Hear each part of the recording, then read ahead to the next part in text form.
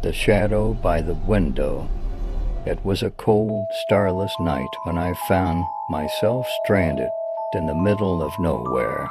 My car, as reliable as it had been for years, suddenly sputtered and died on a deserted road. I was miles away from civilization, with no cell signal and a gas station that had closed hours ago. The only thing I could do was walk and hope to find shelter. As I trudged down the cracked asphalt, a low fog began to creep over the fields. The sound of my boots hitting the pavement was the only noise in the oppressive silence. After what felt like hours, I saw a faint light flickering in the distance. It was a household worn down, but alive with the faint glow of candles. Desperate and cold, I decided to approach. The house loomed larger as I drew near. Its paint was peeling, and its shutters hung at odd angles, swaying in the wind. The creaking porch seemed to groan in protest as I stepped onto it. Before I could knock, the door opened slowly, as if it had been waiting for me. "Come in," a voice called from the shadows. It was soft but commanding, and it sent a chill racing up my spine. Against my better judgment, I stepped inside. The interior of the house was just as old as the exterior, faded wallpaper, furniture draped in white sheets, and a thick layer of dust covering everything. But the strangest thing was the absence of any visible people. The voice that had invited me in seemed to have vanished. "Hello," I called out, my voice echoing through the empty hallways. The only response was the faint sound of footsteps, light, deliberate, and coming from upstairs. My heart began to race. Should I leave? But before I could make a decision, the door behind me slammed shut. Now trapped, I made my way cautiously up the staircase. Each step creaked under my weight, and the footsteps above me grew louder, as if someone or something was leading me higher into the house. At the top of the stairs, I found myself in a long hallway lined with closed doors. One of them was ajar, and faint candle light spilled out into the corridor.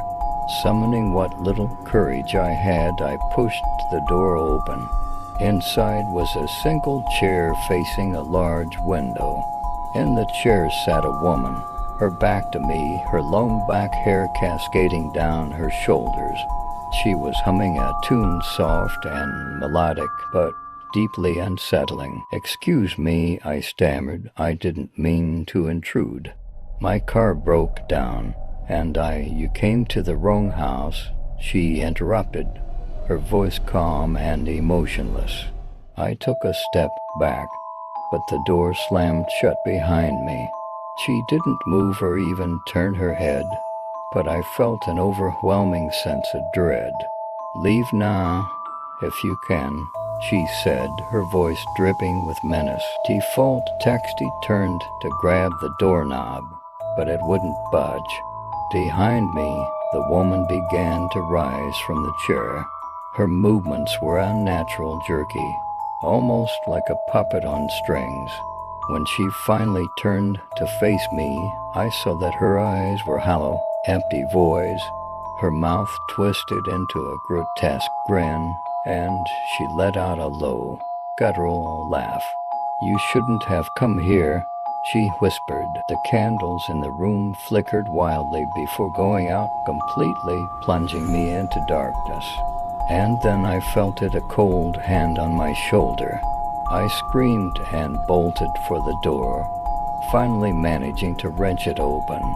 I stumbled back into the hallway, but it was no longer the same. The walls were covered in strange symbols, and the floor seemed to stretch endlessly in both directions. The laughter followed me, growing louder and more distorted. Shadows danced along the walls, their forms shifting and writhing as if alive. I ran, not caring where I was going, just desperate to escape. But no matter how far I ran, the hallway seemed to stretch on forever.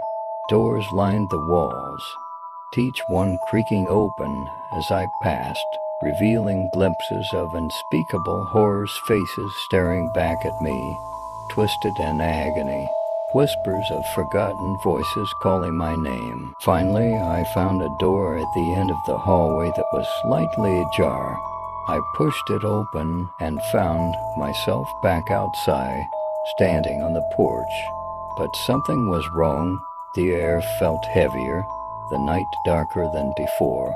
When I turned to look at the house, it was gone.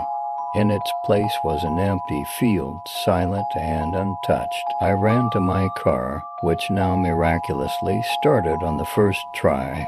As I sped away, I glanced in the rearview mirror and saw her, the woman standing in the middle of the road, watching me with those hollow eyes and that twisted grin. To this day, I don't know what I encountered in that house. All I know is that I'll never drive down that road again. And if you ever find yourself stranded on a dark, lonely highway, be careful where you seek shelter. Not every house is meant to be found.